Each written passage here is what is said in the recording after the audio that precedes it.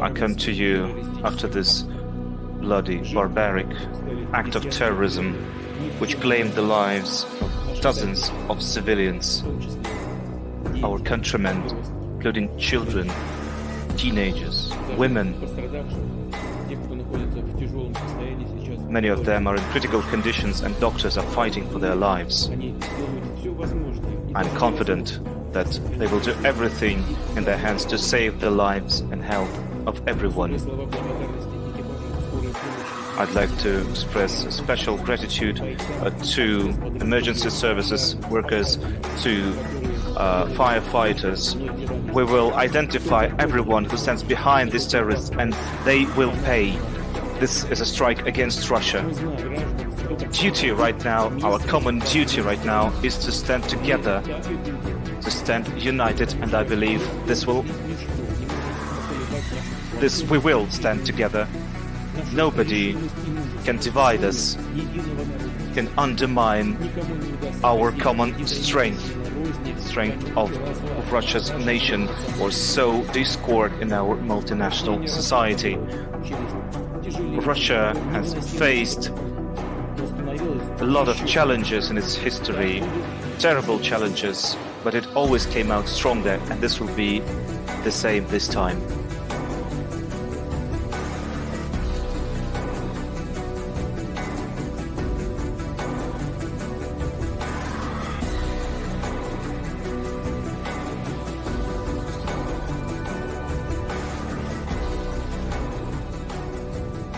First, before I go through what I prepared to talk about, obviously we've all seen the reports and the video coming out of Moscow. This violent shooting at looks like a shopping mall. Can't speak much to the details of it. I mean, this was all just breaking before I came on out here, so we're trying to get more information, but really would refer to Russian authorities to speak to it. The images are just horrible and just hard to watch, and our thoughts obviously are going to be with the victims of this terrible, terrible shooting attack.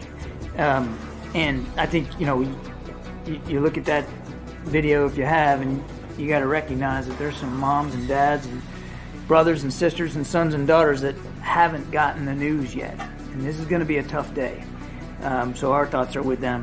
You might have also seen, hopefully you saw our State Department or embassy there put out a notice to all Americans in Moscow to avoid any large gathering, concerts, obviously shopping malls, anything like that, just for their own safety. They should stay put where they are and stay plugged into the State Department for any additional updates and information. You're still gathering information, but do you have any sense whether this could be linked at all to the conflict in Ukraine?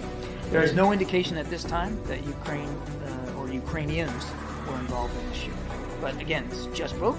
We're taking a look at it, but I would disabuse you at this early hour of any connection.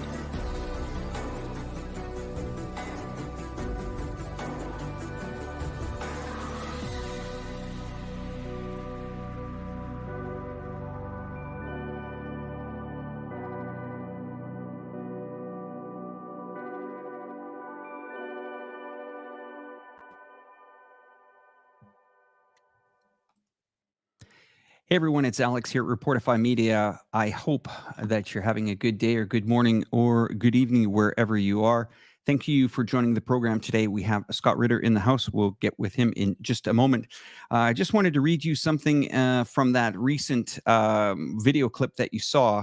It's interesting that they mentioned March the 7th. Let me read you again what was printed on the U.S. Embassy website on March the 7th. And I want you to maybe hold this date and put a big circle around it because it's very important. This is what it was said over 2 weeks ago.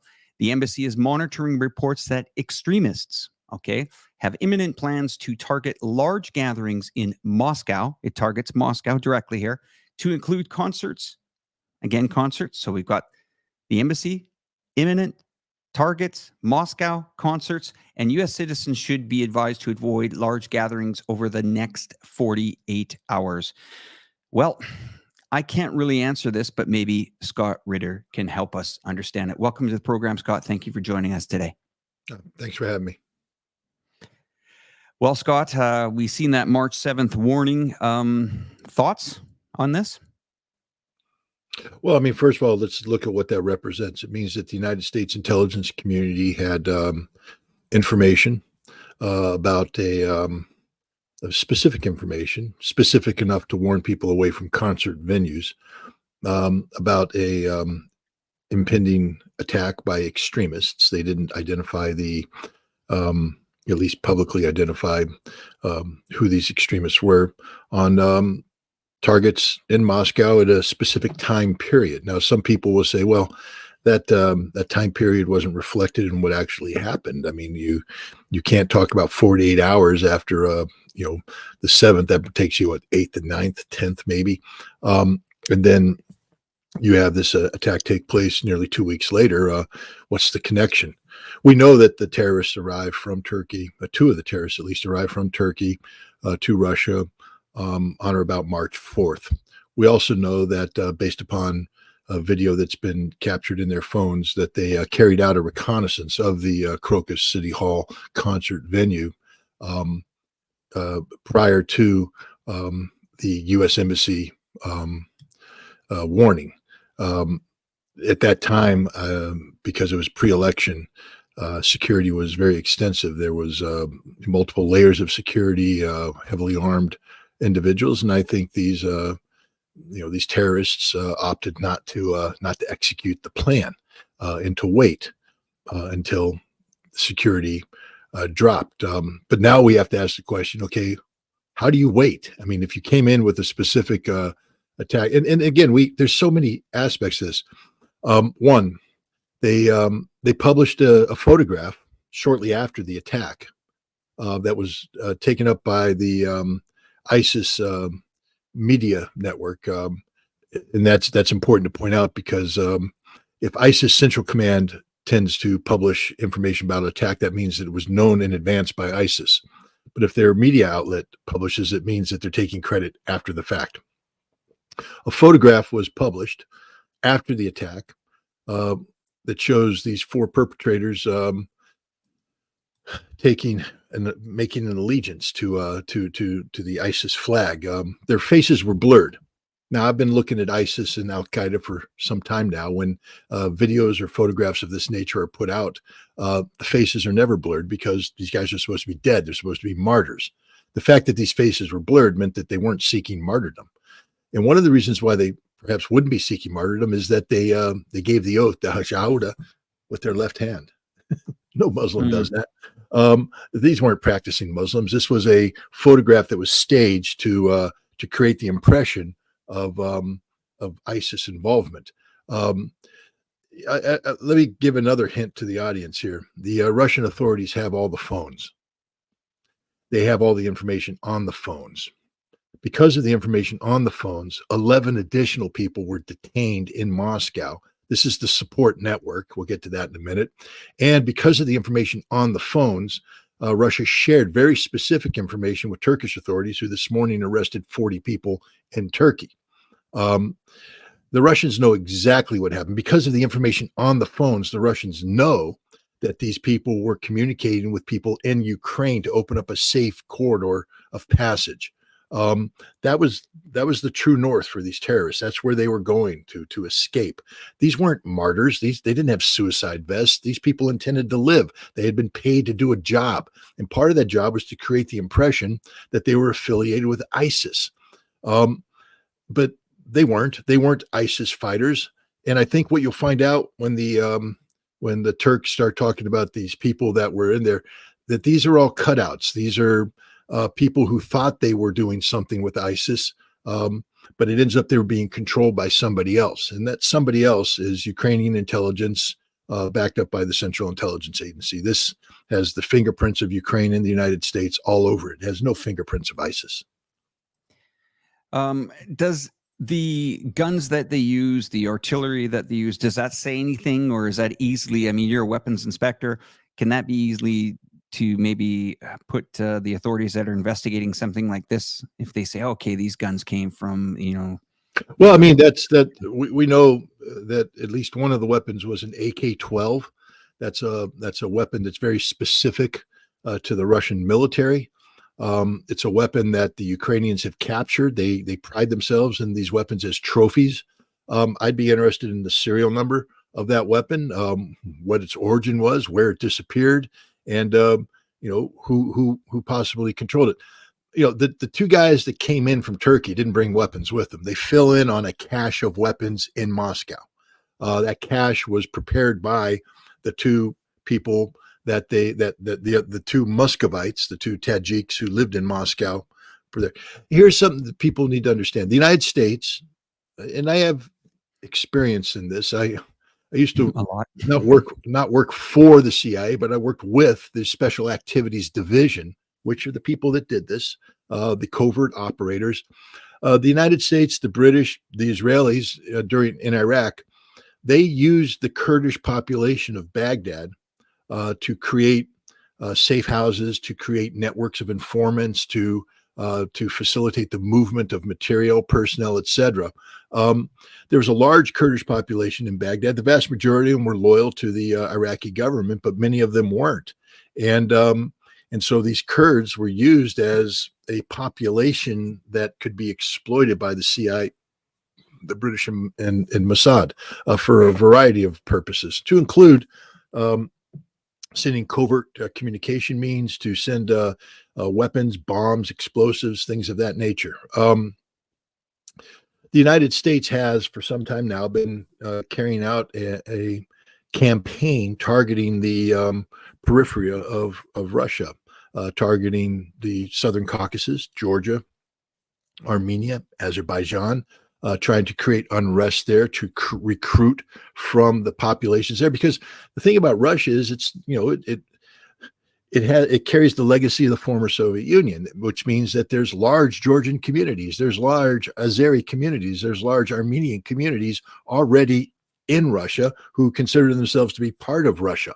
But many of them maintain connectivity back to their the places of their birth, and that connectivity is exploited by foreign intelligence services or the intelligence services of their nations for nefarious purposes.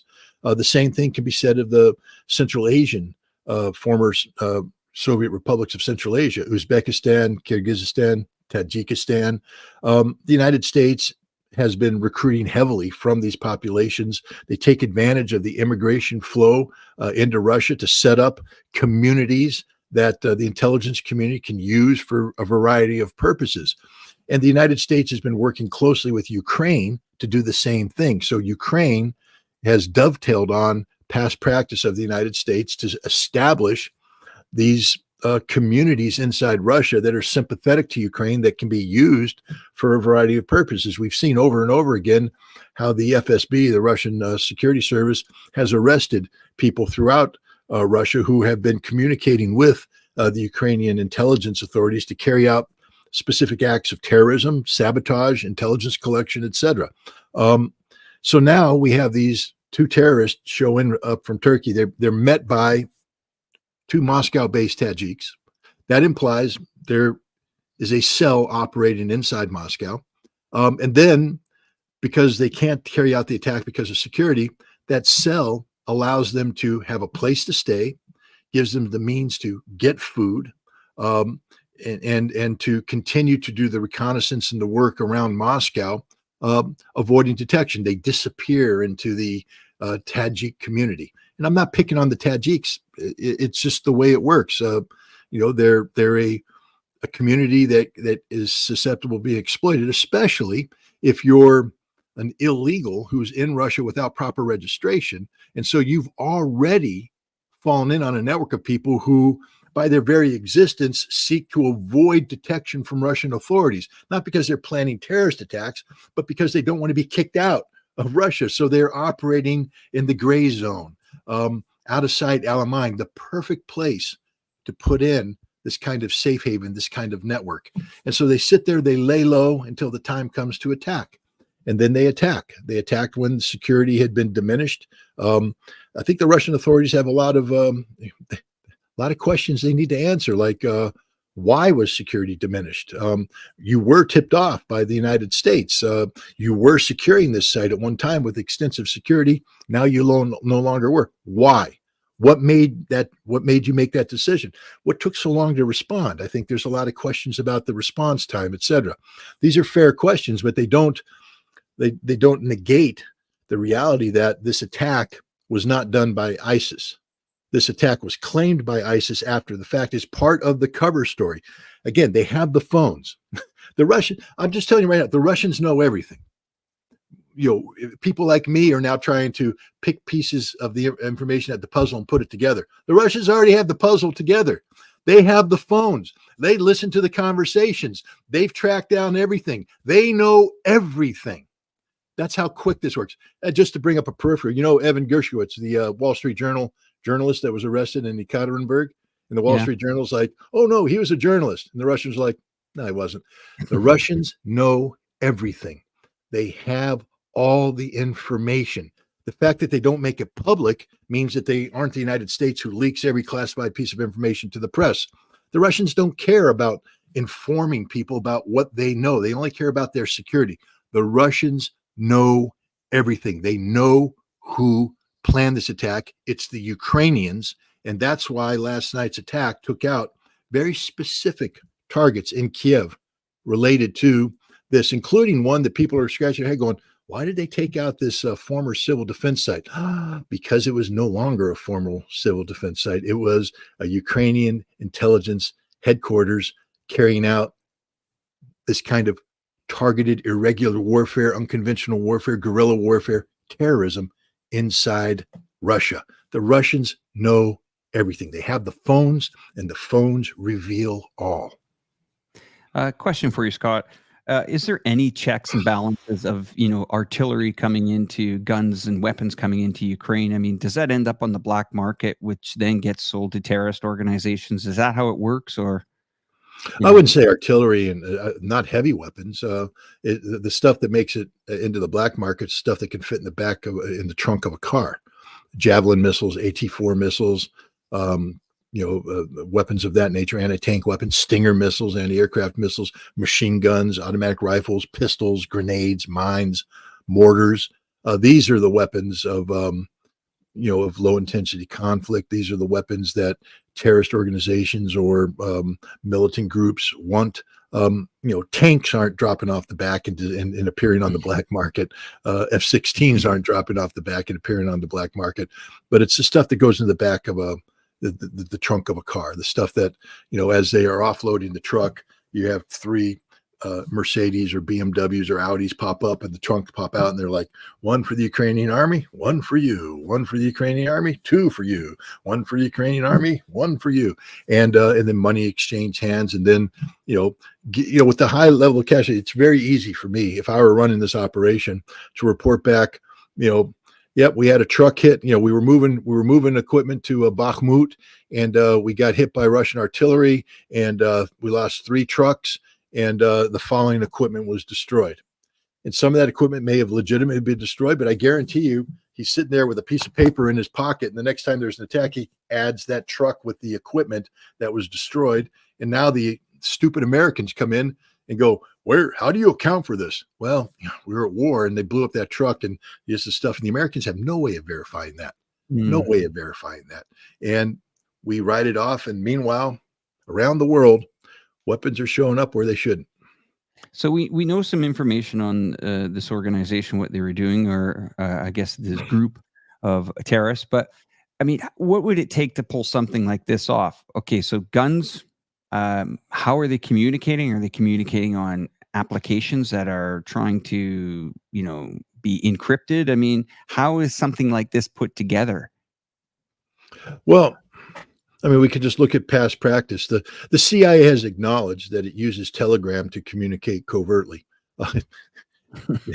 They also use Gmail, and they acknowledge that too. When Ryan Fogel, a CIA agent or officer, operating under diplomatic cover at the U.S. Embassy, was arrested, I think, in 2014. He's the guy with the blonde wig and everything, the money. He had a letter that basically was telling the guy that they were trying to recruit how to, the Gmail address and how to go there and the procedures to use. You open up this address and you type in your report, but you don't send it because the CIA operator also has the login credentials. And so he just comes in and takes a look at the letter that you wrote, but it never was really transmitted on channels that can be intercepted, and then he, responds back, and then you open it and read his response, but you're not sending. It's just there. It's a letter that's doing that. That's one way they do it. The other one is through Telegram. Telegram has encryption that's fairly decent, and it allows for at least short-term, secure communications. But the problem is all communications are captured at some point in time. Telegram is captured by the Russians, and when they get your phones and they look at your phone logs, and they go back and they can take that information and decrypt it and move it. And if they suspect you that you're communicating, they have the ability to get into the system and monitor your communications real time. You may think it's encrypted, but it's not. But you use social media platform. The key thing about communications today is that unless you're extraordinarily sophisticated, you would only share this level of sophisticated with highly trained personnel who you trust have good operation procedures and things.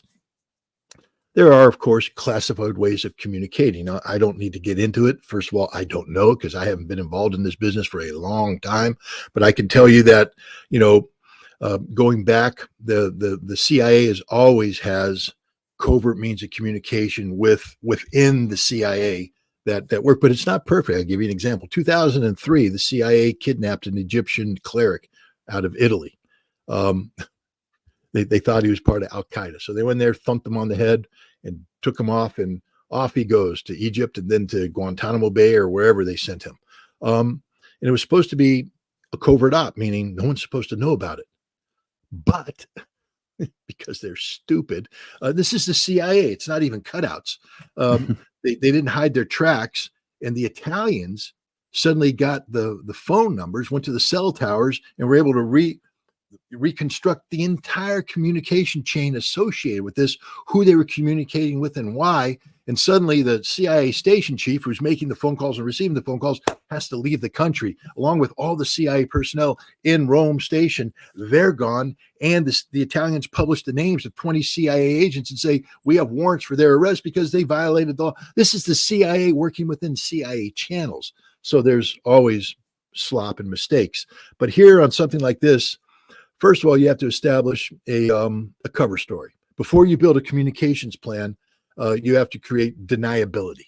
And so ISIS is the deniability. It's the cover. So you do a number of things. One, you're going to say, okay, if the Russians reverse engineer this, which they will because we know how good they are, we don't want it to point to Ukraine. We want it to point elsewhere. Except you sent them to Ukraine for their escape plan. That was a bad move, because they're on the phone with people in Ukraine saying, we're on our way, open the border, and they're opening the border, and then they got caught.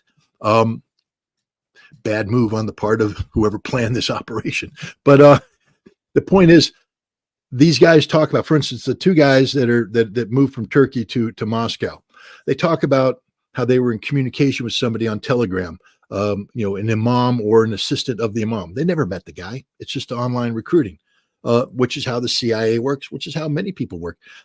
ISIS, not so much. I see ISIS knows that the CIA penetrated, or the U.S. intelligence service penetrated their social media networks. So starting around 2017, 18, 19, ISIS changed the way they do business.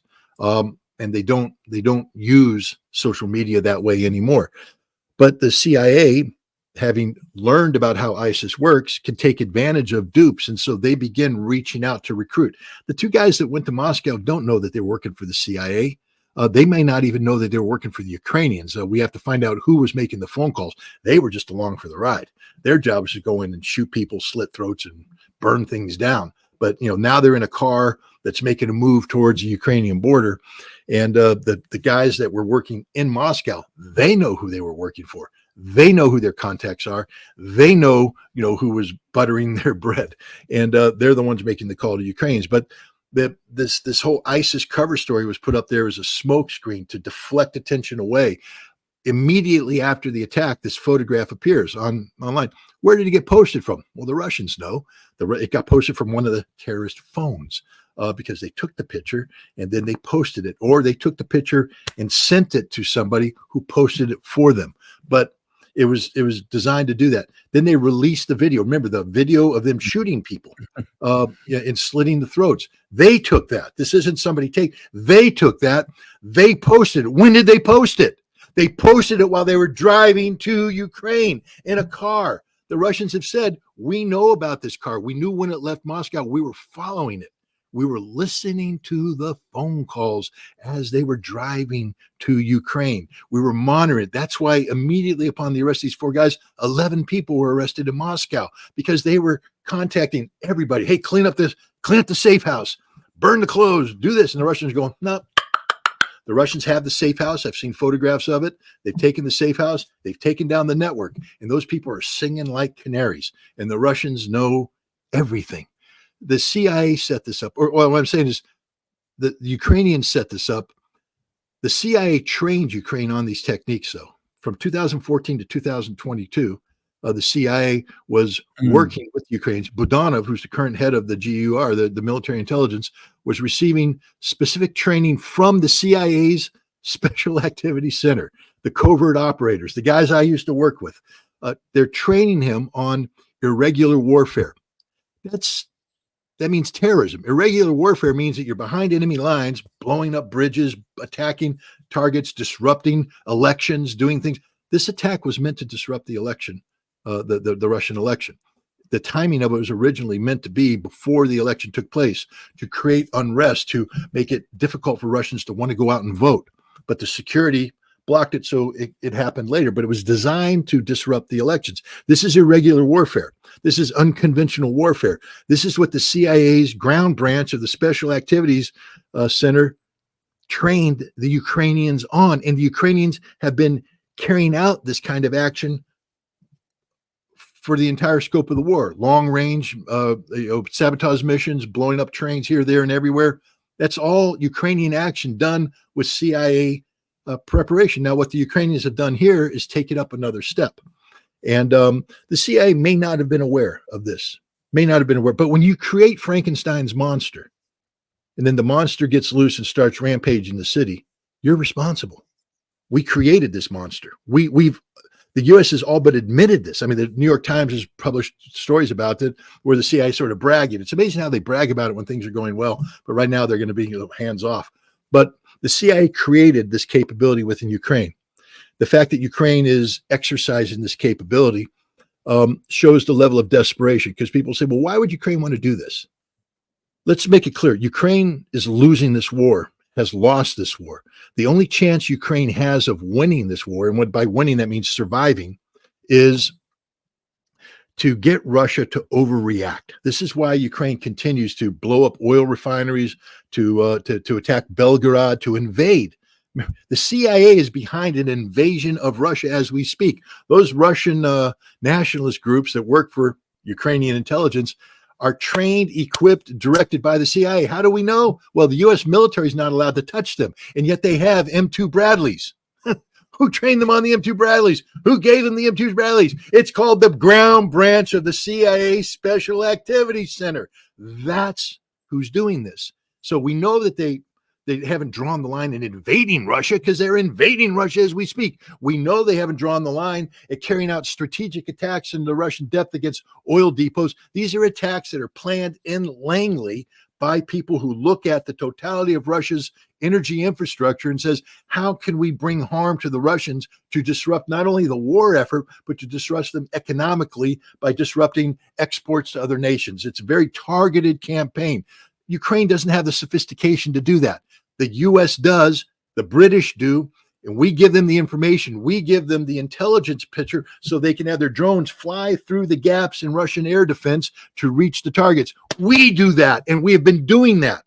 And suddenly we're supposed to say, oh, but we draw the line at a campaign to murder Russians in the Crocus City Hall. No, the CIA has a mission. Again, Special Activities Center. They have a special political action division whose job is to carry out coups d'etats, to carry out election disruption. That's one of their principal jobs. The CIA has been involved in disrupting Russian elections since 2004.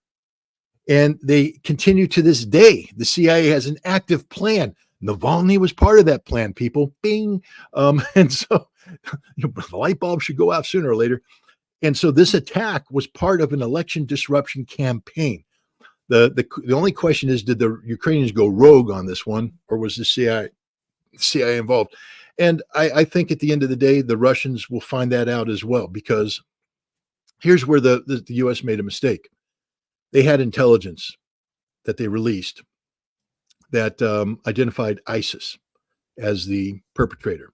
They immediately said Ukraine had nothing to do with this, which tells you that they know a lot more than they're letting on, and they probably spoke too soon. They're too eager by far to cover this thing up, and I think the Russians are going to be knocking at the door pretty soon, saying, "We know exactly what you did. We know exactly who did it, and there will be hell to pay." Scott, question about mobile devices. I did speak with a gentleman that used to be in the mobility, I guess, what was he? His position was R&D, we'll call it.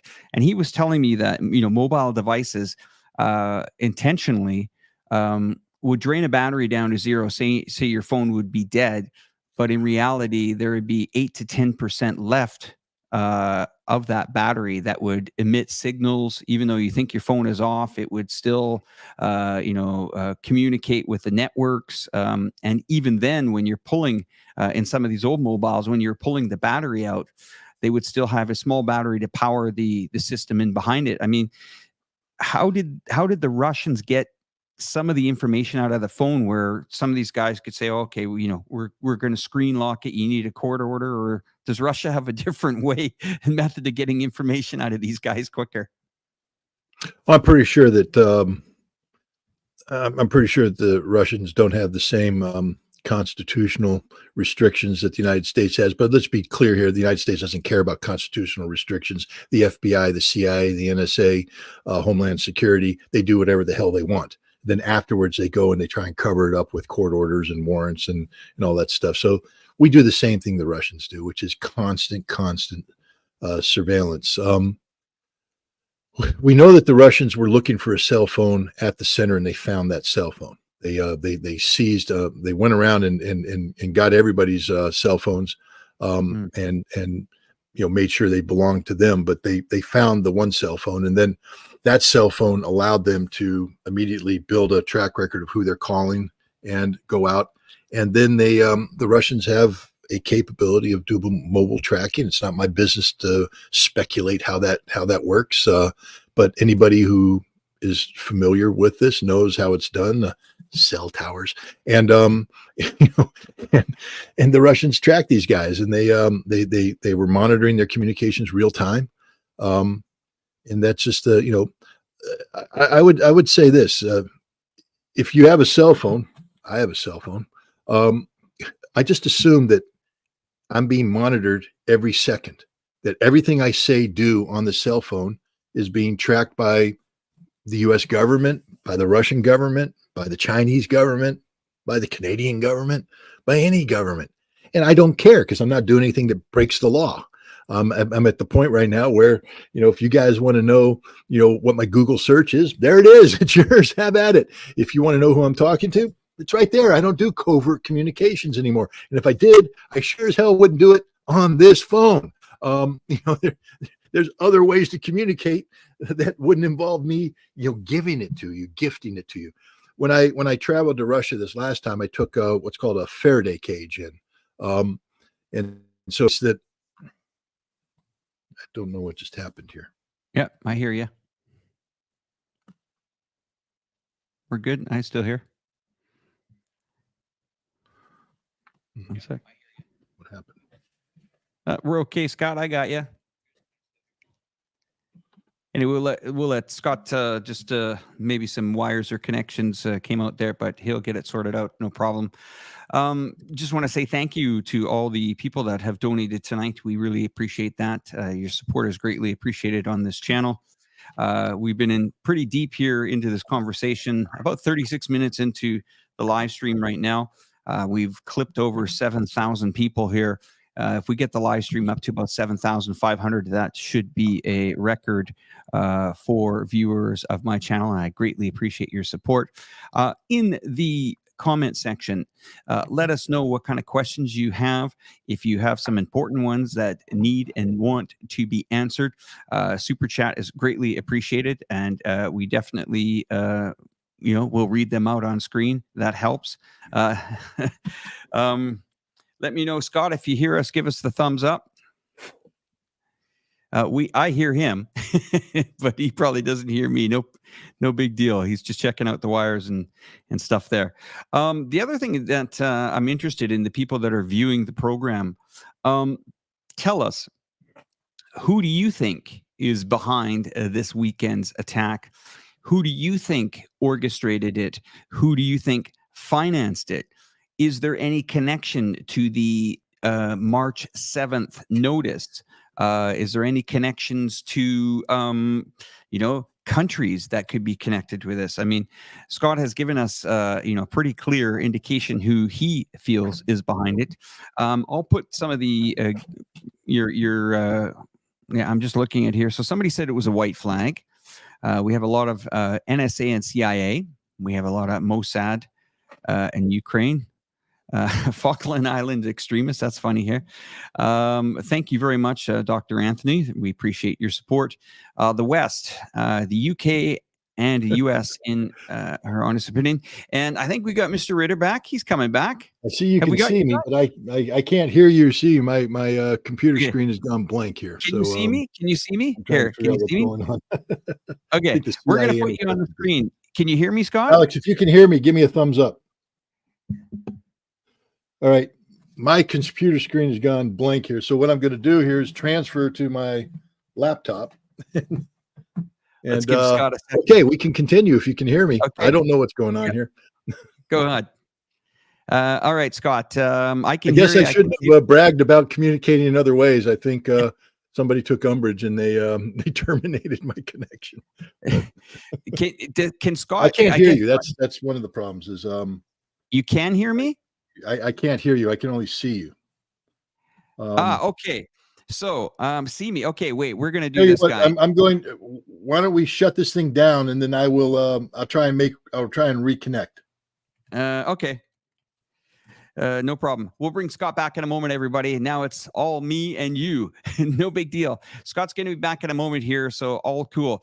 Let's get back to what you guys were saying in the live streams there. Did the CIA catch up to them? That's very cute. Scott thought that as well. Let's have a look here. All right. And I want to say also to the moderators, we really appreciate you coming in and moderating these live streams. I have to tell you, over the course of 4 years here running Reporterfy Media, it takes a tremendous amount of time to do these live streams. We put a fair amount of effort into them. We're a small team here, just a few people. And I have personally self-funded this channel myself in the last 4 years. And as well, other content creators out there. I was one of the very first backers of Patrick Lancaster to his channel. When Patrick had less than 10,000 subscribers, I flew down to meet him in person and do what I could to support him. And I have to tell you, Patrick was a guy that really inspired me to get behind the camera, do what I can do to support all people like Scott, like Patrick Lancaster, the Duran, Alex Christoforou, Alexander Mercouris, Cyrus Jansen, for some names. These are some really credible names that are helping us get that information out. Brian Berletic, you have some other channels you want to mention, no problem. I will also talk about it as well. But once again, your help, your donations, whether it's through Buy Me a Coffee, that really goes to really support my channel. And that link is in my description. I'll put that there. Anyway, that's enough of me trying to tell you guys that I do appreciate your support, because it does mean a lot and it does help us content creators out there. Most of these videos or most of these live streams are immediately demonetized the moment that they're over. And that means hours of hard work kind of go without credit. Okay, so there's a couple other things that I wanted to chat with you guys about here.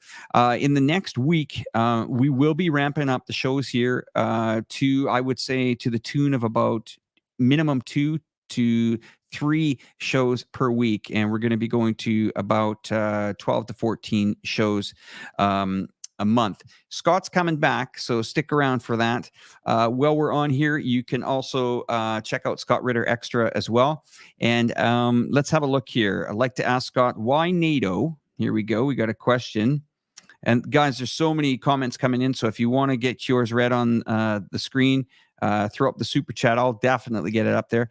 Thanks again to Val, who is our amazing moderator as well. And we have some other moderators, so thank you. Brian Berletic, that's right. Thank you very much.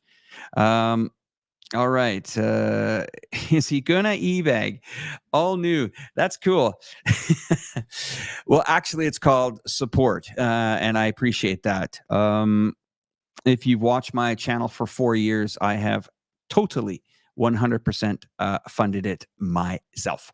But some of it goes to a new cause because I'm moving to a new studio. I'm upgrading it myself, and to try to bring even better graphics on to the show. Carl Zaw, yes. Carl Zaw, I was on a live stream with Carl Zaw a couple of days ago. We spoke about what was happening here in Moscow as well. Let's have a look here. Some more comments. Here is interesting. Ukraine, with the help of the usual 3-letter suspects. Anybody want to guess what that is? All right. Sorry, I missed the show. I have to bookmark it and watch later. Just call me Anna. No worries. Scott should be back. He could see us, but he couldn't hear us. And he's probably going to come back on the mobile phone. So we'll give it a couple of seconds.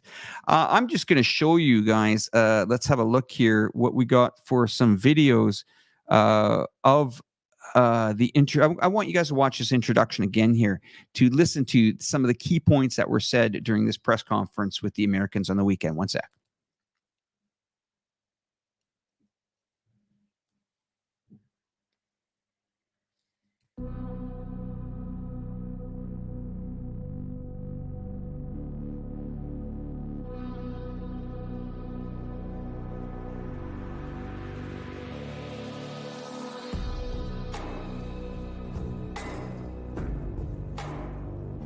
First, before I go through what I prepared to talk about, obviously we've all seen the reports and the video coming out of Moscow. This violent shooting at looks like a shopping mall.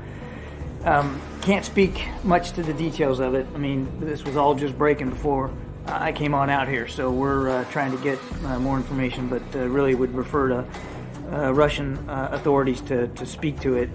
The images are just horrible. And just hard to watch, and our thoughts obviously are going to be with the victims of this terrible, terrible shooting attack. And I think, you look at that video if you have, and you got to recognize that there's some moms and dads and brothers and sisters and sons and daughters that haven't gotten the news yet, and this is going to be a tough day. So our thoughts are with them. You might have also seen, hopefully you saw our State Department or embassy there put out a notice to all Americans in Moscow to avoid any large gathering, concerts, obviously shopping malls, anything like that, just for their own safety. They should stay put where they are and stay plugged into the State Department for any additional updates and information. You're still gathering information, but do you have any sense whether this could be linked at all to the conflict in Ukraine? There is no indication at this time that Ukraine or Ukrainians were involved in the shooting. But again, it's just broke. We're taking a look at it, but I would disabuse you at this early hour of any connection to it.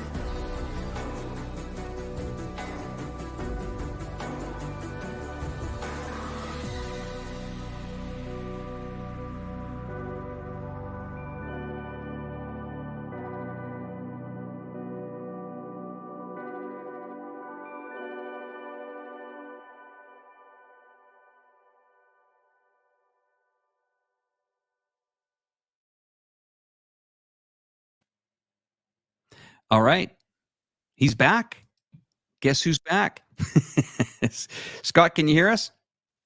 Still can't hear you. Let me figure out what's going on with the sound. Hold on, Scott. Wait, let me ask you the question in the private chat. Scott, next question. Who will there be another attack? Let's have a look and see if he can read that. and we'll go with that. Can you hear me now? Yes, sir. I can hear you now. Here we are. Okay. I have gone over to a laptop that has not yet been corrupted by the CIA's malware, but that was pretty funny. Thank you, sir. Ooh, I held it together. Normally, it's kind of cruise control with Scott Ritter, but man, oh man. Welcome back. You have the floor. I asked you a question in the background.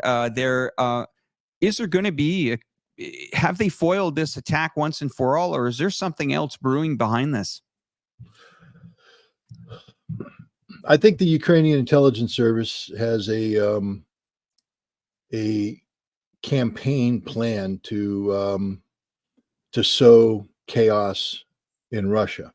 I think the U.S. is now aware that the Ukrainians have gone rogue, and the U.S. is doing whatever they can to put the brakes on this. There's been some meetings, there's been speculation about the nature of the meetings between the U.S. ambassador and the Ukrainians, but so-called informed sources say that these meetings were intended to tell the Ukrainians to stand down, that this is not acceptable, and the United States, won't support it. But I don't think the Ukrainians care at this point. I think they feel betrayed by the United States. They feel betrayed by NATO. They feel betrayed by the West.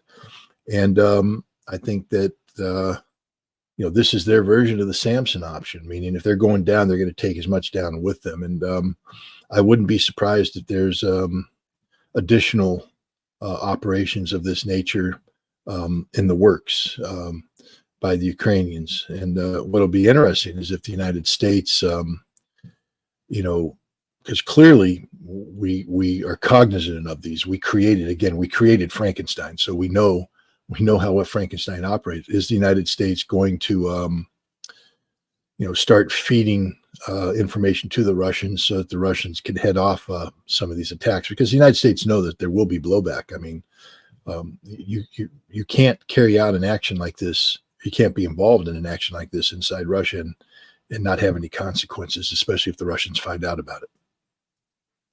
I mean, Scott, we keep going back to, the Ukrainians and saying, okay, look at,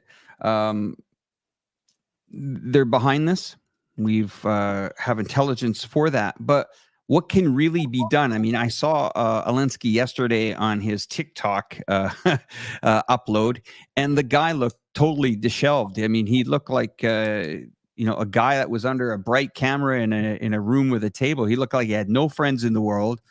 He looked scared as hell. The words coming out of his mouth, he was just mumbling them. Does this guy really now get it? Like, okay, it was okay to fly in to see you in Kiev. It was the cool thing to do. But now, is he a dead man walking? I think he is. I think the Russians had given assurances to Zelensky via various intermediaries. And indeed, the Russians had given assurances to all of Zelensky's supporters that they would not target leadership. This is why people felt so safe to fly into Kiev. Again, I just want to point out the targets that were struck last night by the Zircon missiles, by the Dagger Kinzhal missiles. Look at the precision of them. They took out a specific apartment complex leading to neighboring buildings untouched. The building they took out was a former civil defense facility that had been converted for use by the Ukrainian intelligence service to run these kind of covert operations against the Russians. The Russians took it out. That means that they have specific information. They have specific knowledge. The Russians could have assassinated and can assassinate Zelensky at any time. They can do the same thing to Budanov, and they can do the same thing to any foreign delegation that comes into Kiev. The Russians so far have not done this because this is a special military operation, not war. But because of what has happened in Moscow, the Crocus City Hall attack, I think the gloves are off. And I think it's quite clear that Zelensky's days are numbered. Budanov's days are numbered. Anybody who is remotely affiliated with this attack, their days are numbered. Putin's made it clear, you will be hunted down, you'll be killed. It doesn't matter what nationality you are. It doesn't matter where you reside. I wouldn't want to be the CIA's officer whose name's on the Ukrainian documents about training these people or helping facilitate this, because the Russian arm is long and the Russian arm is patient. And yeah, but if Zelensky I think he knows now. I think he was briefed by the American ambassador that because of this, he's lost his umbrella of protection, and that good luck. We heard Kirby speak yesterday.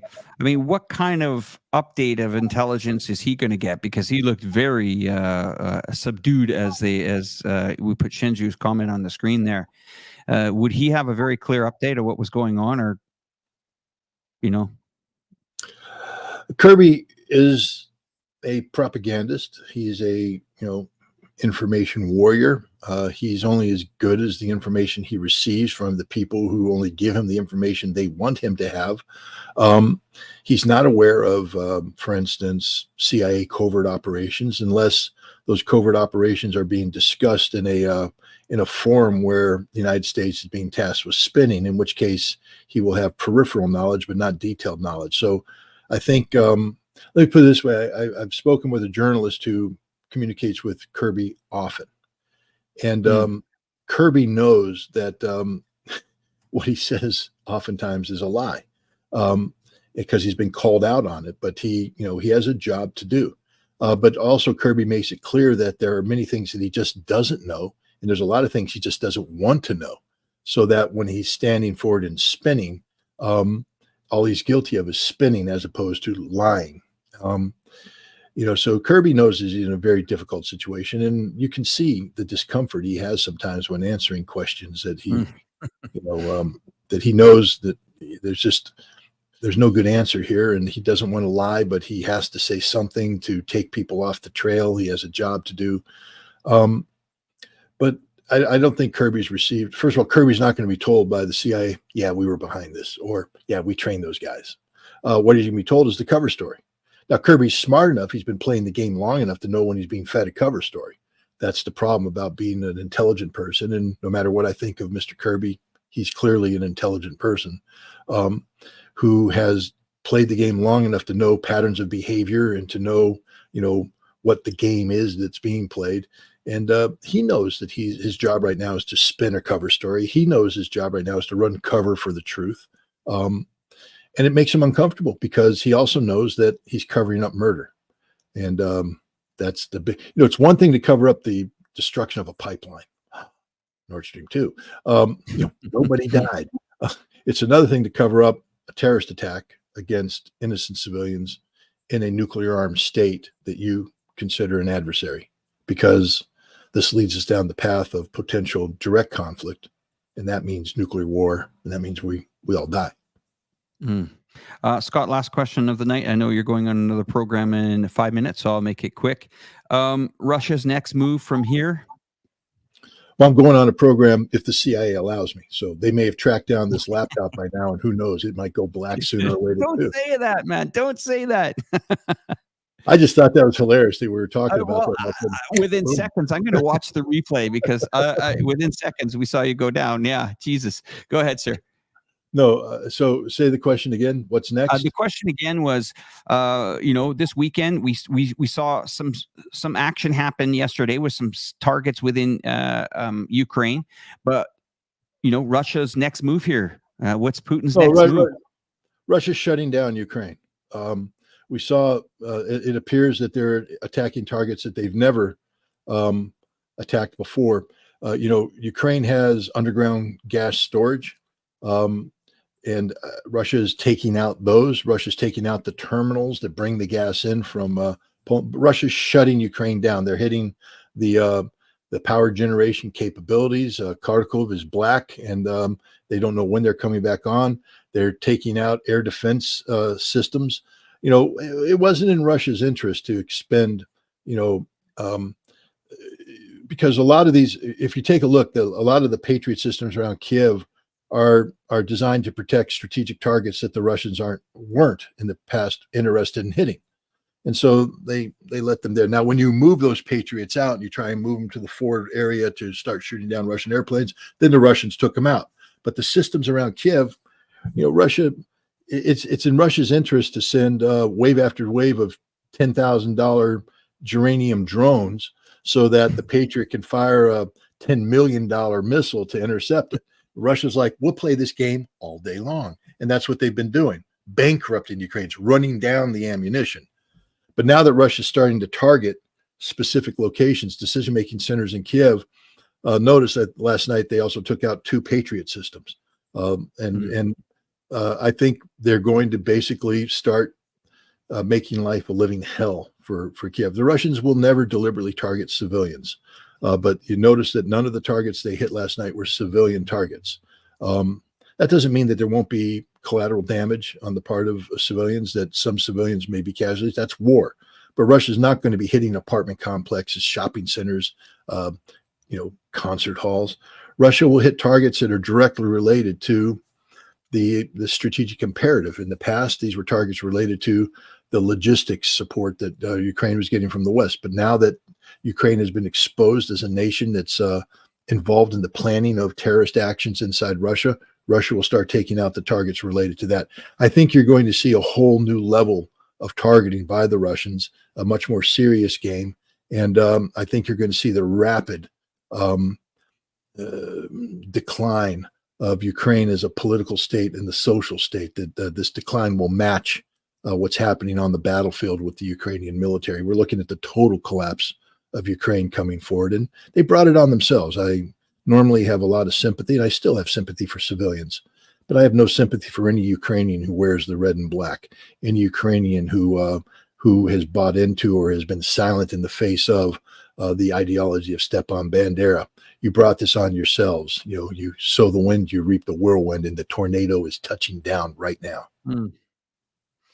Well, Scott, is there another program you want to send our audience to? Are you going to be, where's your next broadcast, or is it a podcast, or is it recording, or because it's a conference call related to an upcoming visit that I may be making to an undisclosed location.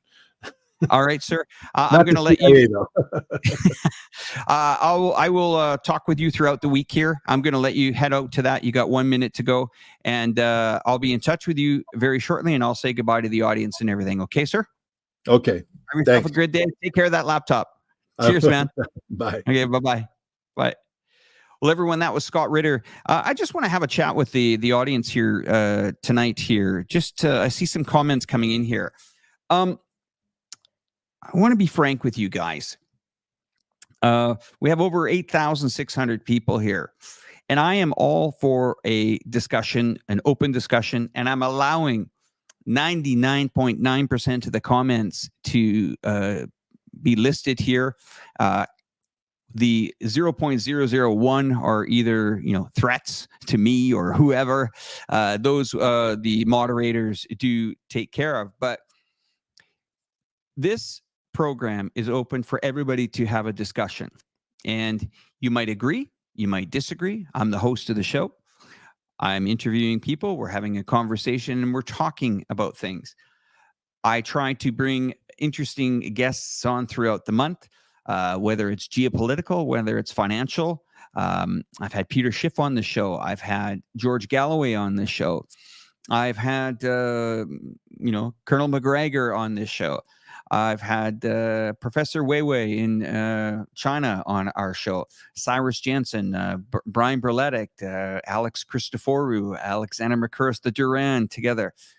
This program is designed to give you an outlet to discuss whether it's geopolitical, whether it's some things China. And thank you again for the donations, everybody. I'm just going to put those up on the screen. Thank you, Dana. I really appreciate that.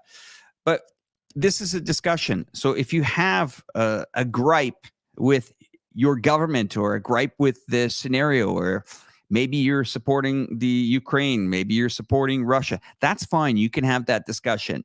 I'm going to let you have that discussion. But let's not reflect it on people that are trying to at least give you their opinion. And some of them are experts, and some of them are people that are knowledgeable. I'm a person that lives in China right now. I have a lot of people that don't live in China telling me what China is. Okay, right out that window there, about 10 meters away, outside that window, is the soil, the land of China. I walk the streets here every day. I work with the media here as well in China. And I think I'm a pretty level-headed guy when it comes to trying to disseminate information to you, the viewers, to really understand some of the things that we're dealing with. So let's all kind of get along, but we can have a healthy discussion. And hopefully this opens up our minds that we can look at all sides. As Patrick Lancaster has always said on every one of his videos, and if you don't know who Patrick Lancaster is, he's a crowdfunded freelance journalist showing the other side of the conflict in the Donbass area for the last 10 years. He was also demonetized by YouTube, and he survives on support from people like me and people like you to help him. So once again, I want to say thank you very much for everybody coming out on a Monday morning or Monday night or wherever you are. It really does mean a lot to me. And once again, I am going to drop that link for Buy Me a Coffee, because I am going to ramp this show up not once every few weeks. We're going to go probably to about 12 shows a month, and I do need your support and help for that. It does mean a lot. I can't do everything, but I'm trying. And what I can promise you for that is I will always deliver outstanding guests on this show. I work day and night to get people on this program. It's because you guys motivate me. I think we almost had 9,000 people watch this live stream tonight. You guys are totally motivators for me. Every day I wake up, I think of what kind of show I can put together. Everything you see on the program, the intros, the graphics at the start, at the beginning, the promotion, the posters, the banner, that's all done by yours truly. And I'm trying to do my best. So anyway, great show tonight. Thank you once again.